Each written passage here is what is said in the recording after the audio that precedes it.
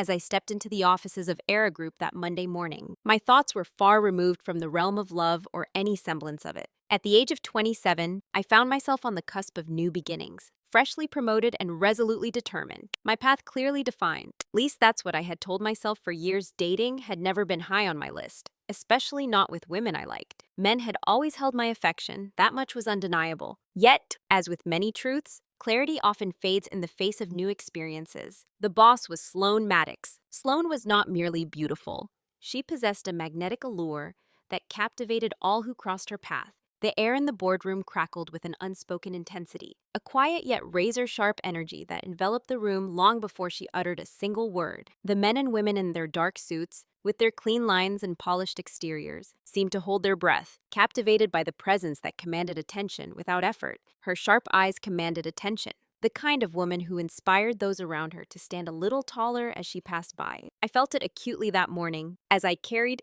my iced vanilla latte, a comforting shield, accompanied me as I emerged from a disastrous meeting with the marketing team. When she appeared, Jules grasped my arm, urgency lacing her voice. "Miss Maddox wishes to see you now." I blinked, momentarily taken aback. "What? Why didn't she say anything?" Jules replied, already turning to walk away. My stomach flipped uneasily at the sudden shift in the air. I traversed the corridor leading to Sloane's office, my heels echoing against the polished floor with an urgency that betrayed my composure. My palms grew clammy, and the glass walls shimmered with an unsettling clarity. Today, the sky was a brilliant blue, yet a chill lingered in the air, a reminder that winter still clung to the edges of early spring in New York. As I stepped outside, the contrast between the vibrant light and the biting cold was palpable, a fleeting moment caught between two seasons. She entered the office, and the woman inside did not glance up immediately. Her gaze was fixed on the screen before her, one leg elegantly crossed over the other, her dark silhouette framed by the soft glow of the monitor. Hair cascaded around her face,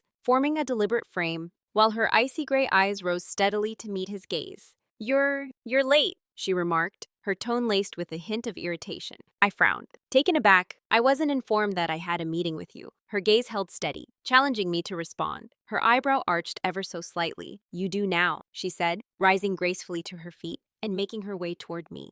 With a serene and deliberate pace, I felt a dryness creep into my throat, as if an unseen barrier had formed in the air around me. She regarded me with a gaze that seemed to penetrate the very essence of my being, as if she possessed insights into my soul that I had yet to grasp. "I've been watching you," she said, and that single sentence sent a twist of unease through my stomach, a sensation I knew I shouldn't be feeling. Not from a woman, not from my boss. "You're intelligent, straightforward, perhaps a touch disorganized, yet undeniably sincere. I require someone of that caliber near me." Her gaze faltered. "Blink? Can I trust you?" Ren asked, his voice trembling slightly, betraying the urgency of the moment. "Yes," he replied, perhaps too quickly, his tone cracking under the weight of his own conviction. "Of course." The relief that washed over her was palpable. He stepped even closer, mere inches separating them, and the intoxicating scent of her perfumed sandalwood mingled with the freshness of rain enveloped him. She reached for something behind me, a folder maybe, but the move brought her chest near mine.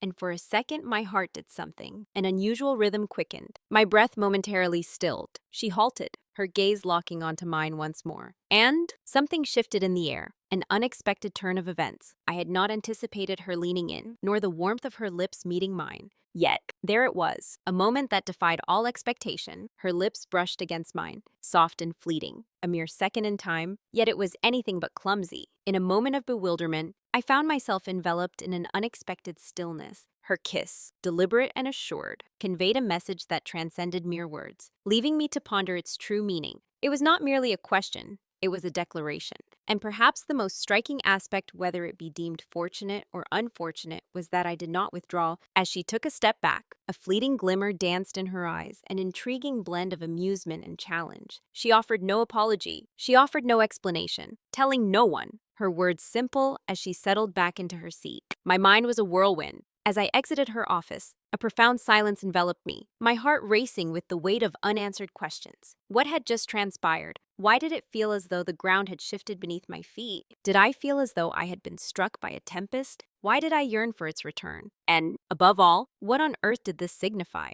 About me? I spent that night in restless wakefulness, lying on my back, my gaze fixed upon the slow, rhythmic dance of the ceiling fan above. It spun above me, an enigmatic presence, as if it held the answers I so desperately sought. My apartment, too quiet and constricted, seemed to mock me with its silence, amplifying the weight of my thoughts. His mind was ensnared in a relentless cycle, the memory of that kiss replaying with an unyielding persistence. The sensation of her warm lips lingered, a vivid imprint that refused to fade. There was a softness in the air, a certainty that transcended the mere act of the kiss. It was in the way she gazed at me just before, as if a profound decision had crystallized in her mind, illuminating the moment with an unspoken promise. It was as if she possessed an innate understanding of my resolve.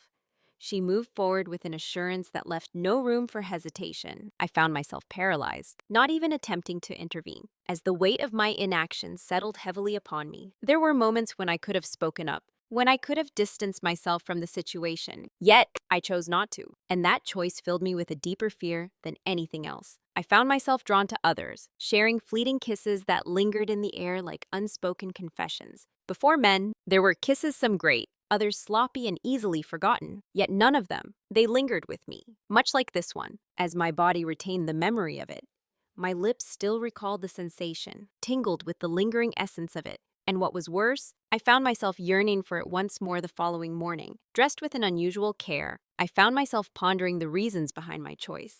I convinced myself it was for the sake of confidence, for the air of professionalism I sought to embody, to present myself impeccably for the early meeting. Yet beneath the surface, I understood it was all about her. My hand lingered over a tube of red lipstick. Contemplating the significance of the choice, I chastised myself internally, my fingers grazing the palette for a muted hue. No need for theatrics. Ren, this isn't a film, it's simply reality. Perplexed, yet the moment I entered the building, my gaze fell upon Sloane, poised at the far end of the lobby, her black heels clicking against the polished floor. In her tailored coat, she sipped her espresso with an air of ownership over the world, and in that fleeting moment when our eyes locked for half a second, I realized I was in deep trouble. It was merely a flicker of heat that danced down my spine, yet it was enough to shatter the moment. I averted my gaze too swiftly, nearly stumbling in my haste. I cursed myself quietly, my gaze fixed on my own feet. She offered neither a smile nor a nod, her expression as unyielding as stone. Without a word, they simply turned and strode toward the elevators, as if the moment had never transpired. That kiss was a fleeting anomaly in the fabric of our existence, an event too profound to be spoken of.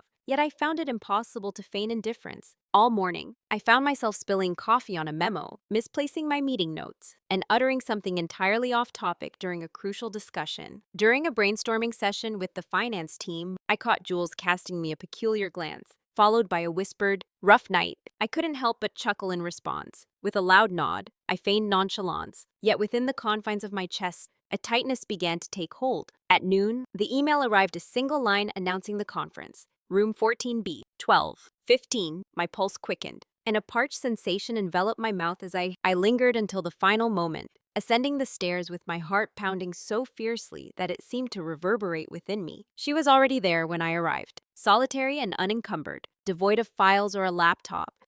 She regarded him with that inscrutable expression, then spoke. "Close the door." I complied, doing so slowly and quietly. "You're distracted today," she said. He swallowed, a hint of uncertainty flickering in his eyes. "Yeah, I guess it's been a strange day." As she stepped forward that week, a rush of anticipation coursed through me. Was it the kiss that ignited this tension within my entire being? I hadn't intended for it to unfold this way. It was never meant to unfold in such a manner, she murmured, her voice dropping to a whisper. Yet, I harbor no regrets. I parted my lips, only to close them once more. Caught in a web of uncertainty, words eluded me, and I found myself grappling with the very essence of what I wished to express. "Are you angry?" she inquired, her voice laced with concern. "No," I whispered, the word barely escaping my lips. "Are you confused?" "Yes," I confessed, the admission hanging heavy in the air. Despised the way my voice seemed to diminish in volume as she approached, mirroring the events of the day before. The atmosphere around us crackled with an undeniable tension. "Stop," she said, her voice steady yet laced with an unspoken challenge. "You tell me to stop, and I will." Yet, despite her words, she remained distant, her hands hovering just out of reach. She lingered, offering me a choice, and in her patience, her restraint, something profound began to unfold. Within me, a tumultuous uncertainty churned. "What if I don't know what I truly desire?" I inquired, and her gaze softened, reflecting a depth of understanding. "Just a moment. Then we shall not hasten this." My breath hitched, yet I cannot feign it. It did not come to pass. I included, neither can I. The silence unfurled between us, a palpable tension that I could feel. She moved again, slow and deliberate, as if I were a skittish deer, the tension in the air palpable, thick like the atmosphere before a storm ready to unleash its fury. Her fingers grazed my cheek, warm and steady, and this time I did not freeze. I leaned into it, just a little, enough for her to feel the shift. Our lips met once more, this time with a deliberate slowness. It was no longer a mere test. It was an invitation, a beckoning into something deeper. I kissed her back, my hands instinctively curling into the fabric of her blazer, as if my body were responding to an unspoken command. I had been anticipating this precise moment, and perhaps it had always been destined to arrive.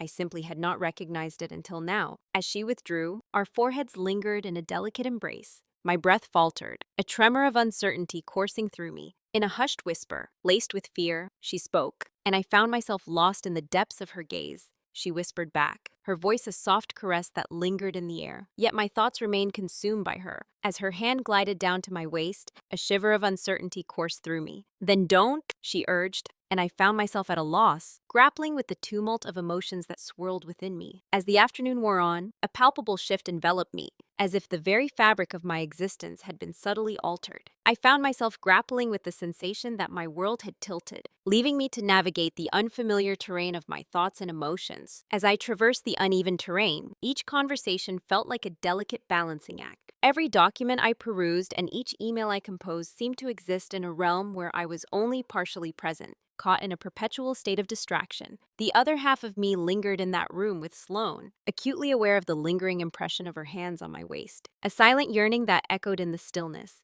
In her eyes, I remained blissfully unaware of the smile that had crept onto my face until Cam from HR playfully remarked on my seemingly suspicious cheerfulness. As someone who harbored a deep disdain for staff meetings, I merely brushed it off, chuckling softly and muttering a quip about the necessity of caffeine. At last, I found myself functioning. Yet within, I was a tumult of emotions, not chaotic, but rather a delicate unraveling of my very essence. Everything I believed to be true about myself was suddenly cast into uncertainty. I had never experienced such an intense pull before. Not with every man I encountered in my dating life had his share of respectable relationships and a handful of fleeting romances. But this was different. There was an undeniable quality to my connection with Sloane, transcending mere physical attraction. It was electric, as if every cell in my body had suddenly awakened, attuned to a frequency that demanded my full attention. The first time I found myself ensnared in the echo of her whisper, "Then don't," it was as if she had delved deep within me, and after work, I flipped a switch within myself. Instead of heading straight home, I meandered through the city, allowing the evening's cacophony to enveloping me like a warm blanket. The cacophony of honking taxis mingled with the lively chatter of street vendors. The occasional roar of the subway reverberated beneath my feet, a reminder of the vastness of New York City. It had always instilled in me a sense of delightful insignificance, as though I could simply vanish into the bustling tapestry of life around me, if only I wished to do so. It was a necessity, yet now I found myself laid bare, as if every passerby possessed the uncanny ability to decipher the tempest brewing within me. Ultimately, I succumbed to the chaos. In a quaint wine bar I frequented after my college days, the atmosphere was enveloped in a soft, dim light, creating a serene and hushed ambiance amidst the gentle embrace of soft jazz and the presence of those who preferred to remain unseen. I settled onto a bar stool and requested a glass of red wine. Gazing into the glass as if it held the secrets of the universe, I felt an impulse surge within me. In that moment, I retrieved my phone and began to type her name simply, Sloane. I found a number saved in my contacts, a remnant of a past I barely recall. Uncertainty washed over me as I contemplated whether to reach out. What words would I choose? What message could possibly encapsulate the tangled threads of memory and emotion that lingered? There was much left unspoken, yet I yearned to hear her voice. I longed to understand whether she shared in this tumult of emotions or if she had gracefully moved on, leaving it all behind. It was merely a fleeting indulgence, a diversion she sought in moments of ennui. My thumb lingered above the screen, suspended in a moment of hesitation that stretched into eternity. Before I finally pressed the keys to convey my thoughts, "I can't stop thinking about today." I hesitated and ultimately erased the words. I rewrote it, pondering whether it was merely a fleeting moment or something more substantial. With a heavy sigh, I considered deleting it once more.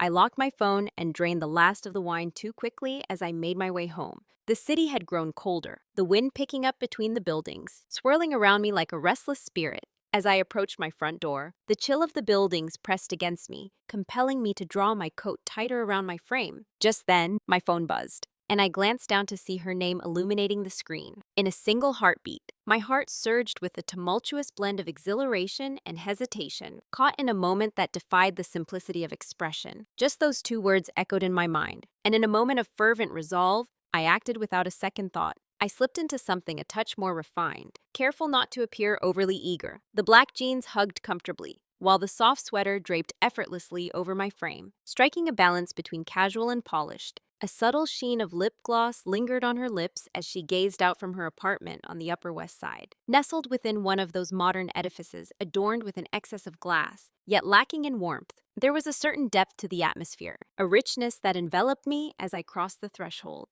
The warmth embraced me, a gentle cocoon, while the dim lighting cast a soft glow, inviting and intimate. Candles flickered in the corner, their warm glow casting delicate shadows across the room. The soft strains of jazz floated through the air, a melodic whisper that wrapped around her like a gentle embrace. She stood barefoot, feeling the coolness of the floor beneath her feet. In the kitchen, she stood with a glass of wine cradled in her hand, dressed in a loose black button-down shirt and well-worn jeans, embodying a casual elegance that filled the space with a sense of warmth and ease. Her hair clung to her shoulders, still glistening with the remnants of a recent shower, and I found myself unable to tear my gaze away from her. In silence, she extended a glass toward me, the unspoken connection hanging heavy in the air. Our fingers brushed, and once more, I felt that familiar jolt coursing through me. "I wasn't certain you would arrive," I confessed. She spoke at last, her voice now a gentle murmur. "Neither was I replied softly. As we settled into our shared silence, the couch sat close, yet the silence between us remained unbroken, devoid of awkwardness. It was heavy, intentional. "You're not accustomed to this," she remarked,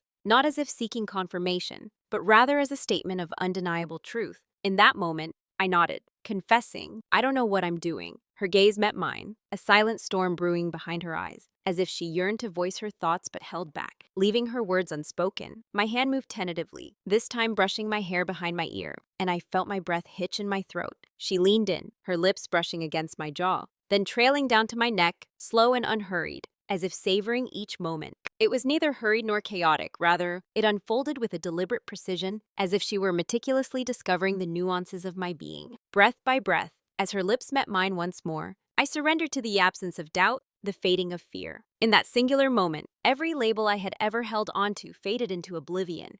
There was nothing else in existence but her. The following morning, sunlight poured through the expansive floor-to-ceiling windows, pale and golden, as if it were making a gentle effort to avoid disturbing our slumber. In the quiet of the night, I found myself ensconced in her bed, the soft sheets enveloping me like a gentle embrace, still infused with the lingering scent of sandalwood that spoke of her presence. There was a subtle hint of floral fragrance lingering in the air, and for what felt like an eternity, I remained still. Her arm lay gracefully across my waist, her fingers delicately resting upon me, against my skin. Her breathing was steady and calm, almost too peaceful in contrast to the tempest she had ignited within me. I lay there, gazing at the ceiling, my thoughts whirling in a chaotic dance, each one vying for attention. What had transpired? What significance did it hold? I was acutely aware of the world beyond these walls remained untouched, yet within me, a transformation had occurred. Something had shattered in the gentle stillness of the previous night. As she had not hurried me, she had not compelled me. Each touch, each kiss had been intentional, imbued with a sense of purpose, gentle, as if she were allowing me the room to grasp my own thoughts and feelings in the moment. And I found myself, she melted into me, as if we were two halves of a long-lost whole, my body having awaited this moment, this unspoken permission. For what felt like an eternity, she stirred beside me, a gentle reminder of the connection we shared. Her voice, still husky from the remnants of slumber, brushed softly against my shoulder. "You're overthinking," she murmured. I smiled without turning, a quiet acknowledgement of the moment. Just yesterday, I had believed I was straight, yet here she was, shifting the very foundations of my understanding. He chuckled softly, a warm sound that enveloped the air between them. "You are free to be whoever you wish to be, even if that identity shifts with the tides of time." I turned to face her, and for the first time, a sense of calm washed over me as I met her gaze. Her eyes remained unchanged, still holding that same captivating depth,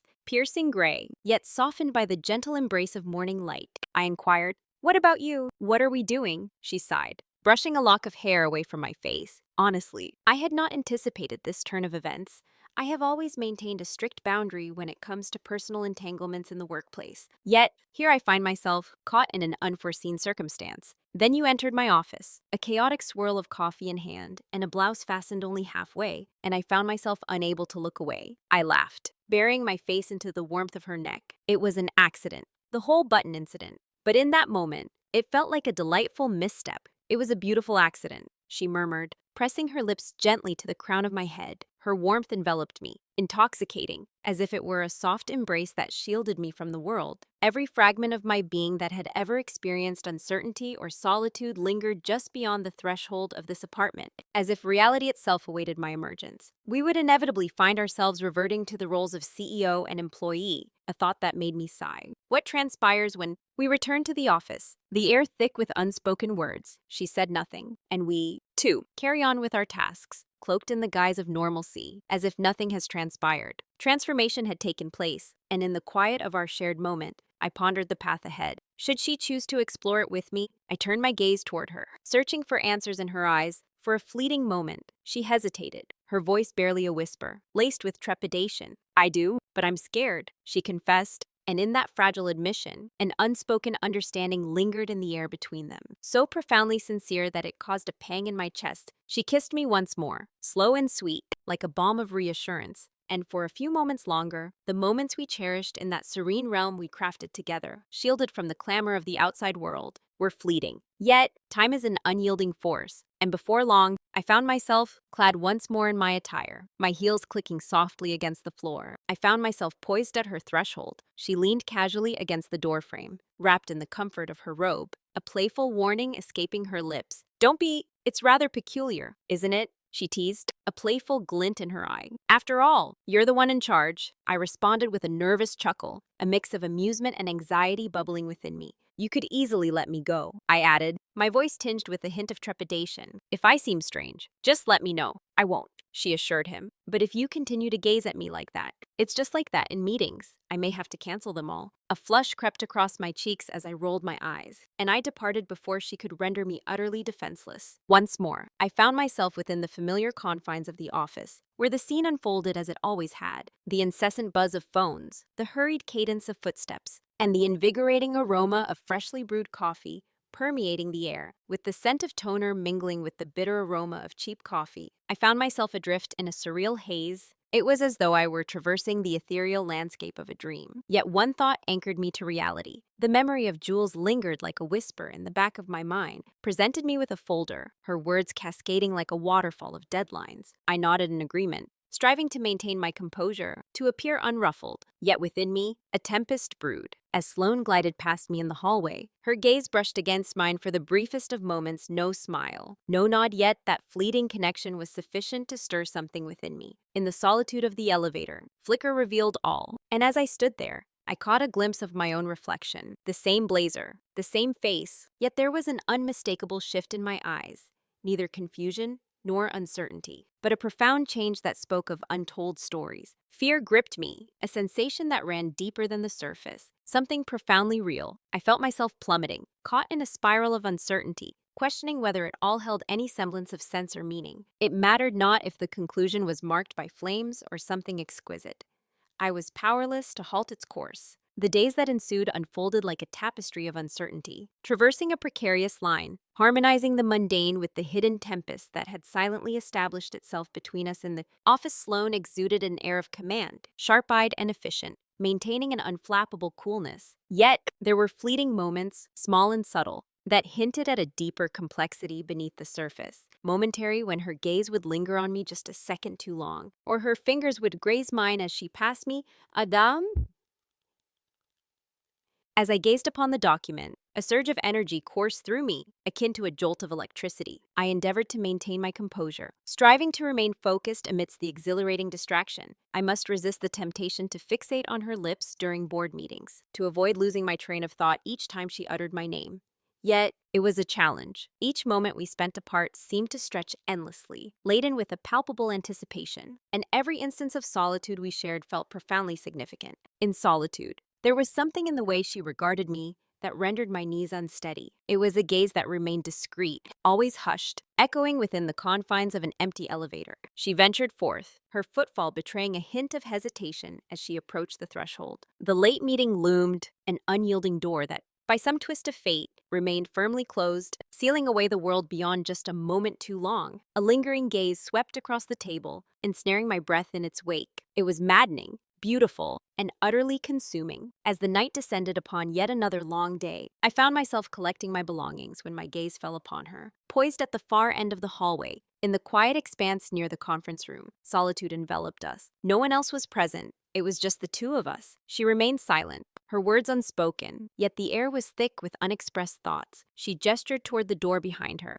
then stepped inside. My heart raced. An undeniable realization washed over me. Despite the nagging voice in my mind urging me to turn back, I found myself drawn to her. Unable to resist the pull as I stepped over the threshold and into the unknown, I closed the door behind me, and before a single word could escape my lips, her hands found their way to my waist, drawing me closer. The kiss that followed was languorous, a gentle exploration that seemed to stretch time itself. This time, she descended deeper, as if surrendering to the pull, allowing herself to fall. Inch by inch, while I melted into the moment, her arms coiled around my neck, and the sound that escaped my lips as her lips glided down to my jaw startled even me. She lifted. She guided me onto the table, her fingers grazing the hem of my blouse, a tantalizing tease that held no urgency. I felt every sensation, each moment stretching into eternity. The nerves within my body stirred to life beneath her touch. But beyond the warmth, there lingered a disquieting tenderness in the manner she approached me. She embraced me as if her touch transcended the mere physical, as though her fingers sought to delve deep within, exploring the very essence of my being, perused the unspoken words that danced just beyond my grasp, the essence of her confession lingering in the air. "You make me reckless," she murmured softly against my skin. And shivering, I confessed, "I don't think I've ever wanted someone like this." Gently, I cupped her face in my hands. I pressed my lips against hers with fervor, attempting to convey through this passionate embrace what my voice could not articulate, that I, too, was acutely aware of the undeniable connection that existed between us. Beyond the confines of confusion, labels, or fear, we finally separated. Breathless and flushed, she leaned her forehead against mine. "Ren," she said softly, her voice barely above a whisper, "I need to ask you something." I nodded in response, still reeling from the sweetness of her kisses. I found myself caught off guard by her question. "Do you want to keep this just between us?" The words hung in the air, and I froze, uncertainty flooding my mind. The question lingered, a palpable weight in the atmosphere. She offered me the choice once more power. Devoid of pressure, I was acutely aware of the risks that accompanied such an opportunity, the whispers of gossip swirling like shadows around us. The backlash was palpable, whispers swirling around me like a tempest, accusations that I had somehow maneuvered my way to the pinnacle through dubious means. Yet, as I gazed into her eyes, a different truth began to unfold. She was soft and uncertain, a vulnerability that she had never shown to anyone else. I understood, in that moment, that this was not a fleeting encounter. It was far from casual. She swallowed hard, her voice barely a whisper as she declared, "No, I don't want to hide this." Her smile was faint, yet it held a world of meaning. Yet, in truth, I did not. The remainder of the night unfolded in a haze, and we chose not to return. To her place, we required no bed, the office, that hallowed realm of authority, and, in those fleeting hours, the world around us faded into obscurity as we engaged in whispered conversations and tender kisses, claiming a moment that felt entirely our own. We shared hushed laughter, reminiscent of youthful days, our fingers entwined as though fearful of separation. By the time we departed, the hour had grown late. At the stroke of midnight, she guided me to my car, her coat enveloping my shoulders like a warm embrace, and then she kissed me softly. Once more, beneath the glow of the streetlight, we lingered. It was not a moment marked by urgency or passion, rather, it unfolded with a deliberate slowness, each second stretching into eternity. Assured and brimming with the allure of the unknown, there lingered a promise that whatever this was, it had only just begun. And for the first time, a sense of anticipation filled the air. For years, I found myself liberated from the shackles of pretense, no longer burdened by the need to conform to the confines of a box I had once meticulously crafted around my existence. In that moment, I was acutely aware of my own essence, a sensation both daunting and exquisite, intertwining in a dance of fear and beauty. The aftermath of that night, the world shifted subtly, not with the grandiosity of a cinematic revelation, but in quiet, profound ways. The quiet, subtle ways that truly matter unfolded as Sloan and I navigated the office, gliding through the space like shadows, impeccably professional in our demeanor. On the surface, all appeared calm, yet beneath that veneer lay an unrelenting current. A fleeting glance lingered just a moment too long in the hallway, and the subtle brush of a hand spoke volumes in silence. In the quiet moments, when the world seemed to fade into the background, she would linger just behind me at the copier, her presence a subtle spark that set my skin alight with an unspoken energy. It was a perilous entanglement, intoxicating in holy hours. Yet, with each clandestine kiss and every whispered conversation under the veil of night, the weight of expectation grew heavier. As I began to construct my vision, an unsettling awareness crept in. The precipice loomed nearer, and I sensed the keen perception of those around me. They were not fools. After all, Jules, for her part, had narrowed her eyes at me on more than one occasion, as if attempting to decipher a complex riddle. While I had caught a glimpse of Kim, as I departed the break room one afternoon, I caught a glimpse of two co-workers leaning in, their voices hushed in conspiratorial tones. A fleeting pang of curiosity tugged at me, but I quickly dismissed it, reminding myself that their whispers held no weight in my world. Let them whisper, let them wonder. What truly mattered was the way Sloane made me feel. I was recognized not merely for my contributions, but for the essence of my being, the part of me that remained unseen when the world turned its gaze elsewhere. That held greater significance than any role I played within the confines of the office. Politics, or so I had believed, until the executive offsite unfolded in Connecticut, that everything shattered into 1,000 pieces during an extravagant 3-day retreat, nestled in the heart of nowhere, designed to cultivate leadership and trust, they said, yet it felt more like a relentless procession of interminable discussions and obligatory mingling. I found myself ascending alongside two department heads, their presence both daunting and inescapable, who incessantly discussed stock options. And by the time I arrived, I found myself utterly fatigued. I hadn't even realized who Sloane was. It was then that I noticed her, poised by the bar that evening, engaged in conversation with one of the board members, her hand resting lightly on his arm. Her effortless charm, wielded with precision when she sought to draw someone near, ought not to have unsettled me. After all, she was merely fulfilling her role. Yet, a tumultuous feeling churned within me.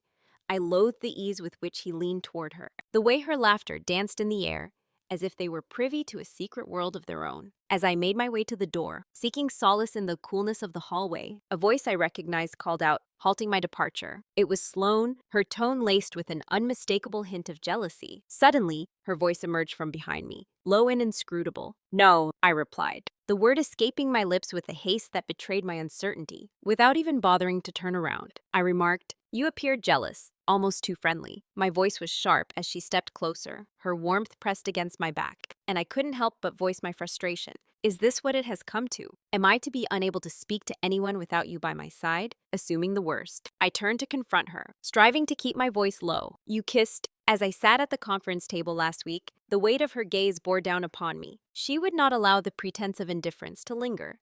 The gravity of our conversation hung in the air, and her eyes darkened with unspoken truths. With a fury that simmered beneath the surface, there lingered a sharper pain, perhaps a sense of restraint. I never claimed it held any significance. "Then what are we doing, Sloane?" I inquired, my voice tinged with exasperation. "Because As I grapple with the encroaching shadows of uncertainty, I find myself questioning the very fabric of reality. What is genuine and what is merely a pawn in the elaborate game you seem to orchestrate?" She fixed her gaze upon me, her eyes lingering with an intensity that felt almost palpable. In that moment, I caught a fleeting shadow dance across her features, a flicker of something akin to fear, the kind that often resides in the hearts of those who are gentle and kind. "Never show that this isn't a game to me," she said quietly, her voice barely above a whisper. "But I must confess, I'm not good at this. I find myself at a loss, struggling to carve out a space for something I hold dear, all the while grappling with the sensation that I am shattering the very rules I've set for myself." I softened slightly, for I came to realize that I had constructed my entire identity upon a foundation of rules, a deep understanding of myself, and in that moment, I found myself reworking everything, all because of her. "Perhaps we could defy the rules together," I murmured. As she took a step closer, she took my hand in that hushed corridor of the opulent hotel, a place where eyes could easily wander, and her grip was resolute. "Are you certain?" The question hung in the air, heavy with doubt. "No," I replied, my voice quaking with sincerity, "but I would prefer to be." With a heart heavy with uncertainty, I found it easier to embrace the truth of my feelings, rather than feign indifference. That evening, instead of retreating to the comfort of her suite, We wandered the expansive grounds, lost in the shadows of the night. Under the soft glow of moonlight and the watchful gaze of stars, we found ourselves immersed in a conversation that danced between the trivial and the profound. She shared with me the tender tales of her childhood in Seattle, each memory a delicate thread woven into the fabric of her being. How she perpetually sensed the need to remain 10 steps ahead, merely to navigate the male-dominated spaces around her. I recounted my own experiences. During my college years, I found myself entangled in a relationship with a young man for 2 long years, driven more by a sense of obligation than genuine affection. It felt simpler to remain in his company than to confront the daunting prospect of solitude. In the delicate space that lay between laughter and silence, amidst the weaving of stories and the gentle brush of fingertips, a realization dawned upon me. I was not, in fact, falling for him. Sloan Maddox no longer lingered in my thoughts. The morning after the retreat had arrived, and with it came a chill that seeped into my bones, not merely in the shifting patterns of the weather, but in the weight of solitude. I awoke in my hotel room. The soft buzz of my phone beside me broke the silence. A reminder of the world outside my solitary cocoon. A message from Sloan, delivered in the quiet confines of Coffee Room 418, held my gaze on the screen longer than I intended. Compelled by an internal struggle, I found myself caught between the exhilarating flutter in my chest and the ominous dread coiling within my gut. She ventured forth, opening the door with bare feet, clad only in her robe, her hair neatly tucked behind one ear. In that fleeting moment, the world around her seemed to hold its breath. So achingly ordinary it was almost unbearable. She placed a cup in my hands without uttering a single word, then settled herself beside as she gazed out the window, observing the gray clouds drifting by like languid waves. A question escaped her lips, breaking the silence. "What happens when this becomes real?" she inquired, her tone laced with an unexpected urgency. Gazes linger upon me, a silent acknowledgement of the moment I lingered over my coffee, stalling for time. Your inquiry hangs in the air, as if we are caught in a shared understanding. "We always have a choice," she replied, her voice steady. "But the higher you climb, the more the weight of that choice bears down on you. The less freedom one possesses to embrace chaos, the deeper the affection one harbors for a thing, the greater the love, the steeper the price." I placed my cup down, a quiet resolve settling within me. Yet I remained unyielding, overcome by a sense of shame. She averted her gaze, her eyes heavy with fatigue. Yet, in that moment, the unspoken expectation lingered. One must be prepared. In the aftermath, the Wren people harbored a deep-seated resentment toward women who dared to seek both power and affection. Her voice, tinged with bitterness, resonated with the weight of unspoken truths. They had never heard it before. The way they labeled you as emotionally unstable, a mere distraction, particularly when you were in the company of another. The woman spoke, her words hanging in the air like tendrils of smoke. A part of me yearned to resist, to push back against the weight of her presence. Yet another part understood the truth of her essence. Indeed, we were not ensconced in a flawless realm.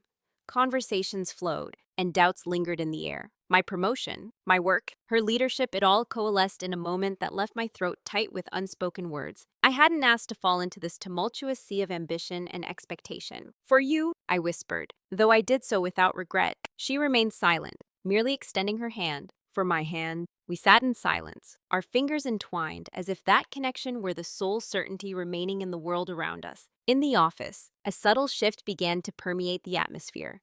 Whispers traveled with a speed that outpaced the truth. It wasn't long before I sensed the weight of scrutiny upon me, an invisible gaze that lingered as I stepped into the rooms. The air thickened with an unspoken tension, conversations faltering like a fragile thread about to snap. The smiles that greeted me were mere facades, polished yet devoid of warmth, the abrupt chill emanating from a handful of colleagues, once jovial companions by the water cooler, was something I endeavored to overlook in my quest to maintain a semblance of normalcy. Focused, yet it eroded gradually. Much like water persistently wearing down stone, even Jules ceased to be. Her warmth was overshadowed by the clipped instructions she offered, as if the very sight of me was too much to bear. I chose not to mention to Sloan that she had more than enough. As the weight of expectation bore down upon me, I fought to maintain my composure, determined that she would not witness my unraveling. Yet, on a solitary evening, while I toiled away at the final touches of a report, she appeared. She appeared in the doorway, her voice taut with unspoken emotion. "Why didn't you tell me?" she asked, the weight of her words hanging heavily in the air. "You what?" I attempted to maintain a neutral tone, though the revelation that they had turned against you struck me with unexpected force. I blinked, Taken aback, "How do you know?" She spoke with her jaw clenched, recounting how she had overheard two executives exchanging jokes in the elevator, their laughter echoing with a hint of irony about how you must have been quite genuine. As the clock ticked past the usual hour, a sense of unease settled in my stomach when they announced the decision regarding my last promotion. My heart raced, and I felt the weight of their words pressing down on me, that they failed to notice my presence behind them. She added with a bitter edge to her voice, "I fought too hard to. I have constructed something of my own, and now I find myself observing as they wield my creation against you." Rising from my seat, I approached her and gently took her hand. "Regret is a luxury I cannot afford," I murmured, my voice steady. "But if you believe I cannot withstand the pressure, you are gravely mistaken. I have faced underestimation before, and I have risen beyond it. Whole damn life. Let them talk." She searched my face, a hint of fragility in her gaze. Her expression conveyed a depth of feeling, a silent admission that lingered in the air between them. "I care about you," she said, her voice tinged with an intensity that suggested more than mere friendship, more than she had intended to reveal. "It pains me to witness this unfolding, all due to my actions. Yet, despite the sting in my eyes, I managed to smile. Perhaps it is time we cease our concealment." They were poised to converse, and she intended to provide them with a subject worthy of their discourse. Her laughter, a soft and astonished sound, suggested that she herself was caught off guard by the unfolding moment.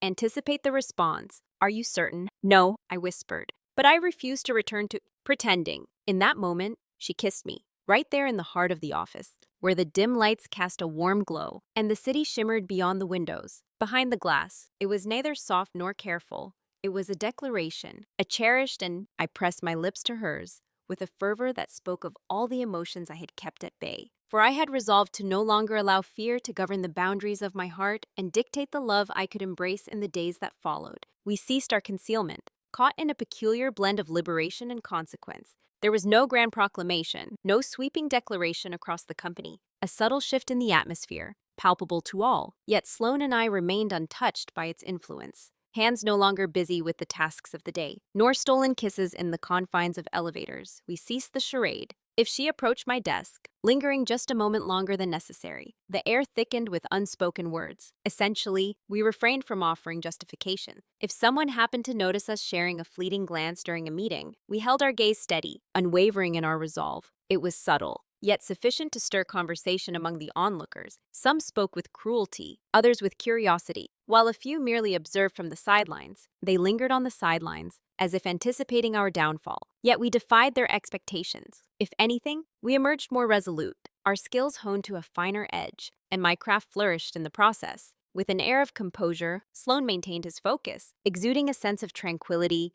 even as the board convened behind closed doors, their inquiries echoing through the tense atmosphere of the room. One day, my supervisor attempted to ensnare me in the break room, a thin smile playing on their lips. Yet the accusation they wielded was far more substantial, an insinuation of favoritism that hung heavily in the air. Amidst the hazy contours, I stood resolute, unwavering in the face of his penetrating stare. I held his gaze, a silent reminder of my presence, a testament to my strength. The performance reviews unfolded in a public arena, where my metrics eclipsed those of his team by a striking 30%. I departed the scene, my composure intact, without raising my voice. Later, Sloane located me in the hallway, deftly sliding a small note into my palm without breaking her stride, before vanishing into the shadows. In that moment, the words hung in the air, a playful spark igniting laughter within the confines of my office. I found myself chuckling for a full 5 minutes. Yet even amidst the humor, there lingered the memory of nights when it all felt different,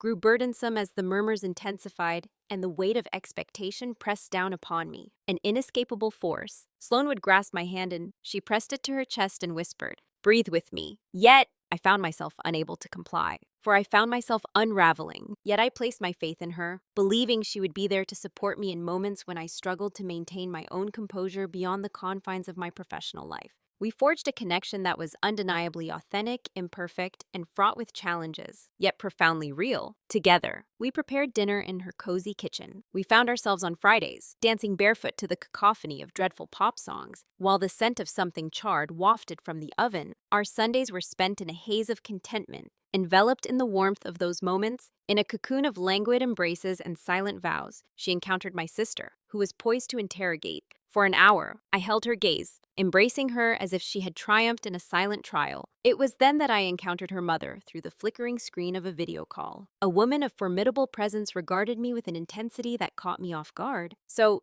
you're the one who finally made my daughter smile as if she truly means it," she declared, her voice a blend of curiosity and unexpected warmth. In a quiet exchange of unspoken commitments, I began to leave a toothbrush at her apartment, while she, in turn, left behind her hoodies at my place. We navigated this delicate dance without ever uttering the words that might define our connection. My girlfriend seemed almost ethereal, too delicate and diminutive for the weight of what we shared. Yet, she began to conclude her late-night messages with a subtle crimson flourish. My heart swelled with joy, and I found myself grinning like a fool each time I laid eyes on it one evening. Months ago, once the pretense had faded, I found myself standing by the window in her apartment, observing the city lights as they flickered and elongated as she approached from behind. Her arms enveloped my waist, and her chin found a resting place upon my shoulder. "Do you remember the first time I kissed you?" she inquired, a playful glint in her eyes. I chuckled softly at the memory. Softly. "Of course I do. You practically hijacked my brain. I was terrified." She confessed,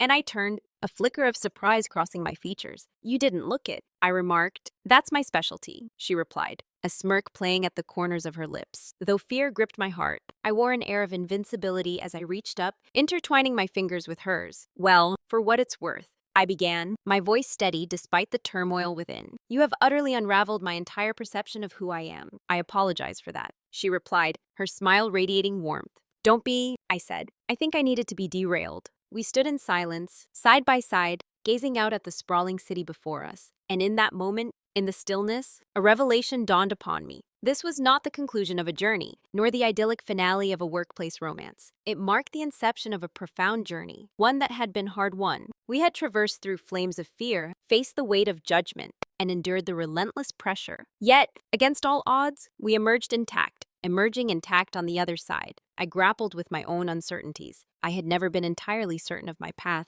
yet one truth remained unwavering: my conviction in her, in the bond we shared. For the first time in my life, I was not merely existing. I was finally, fully, and unapologetically myself in her presence.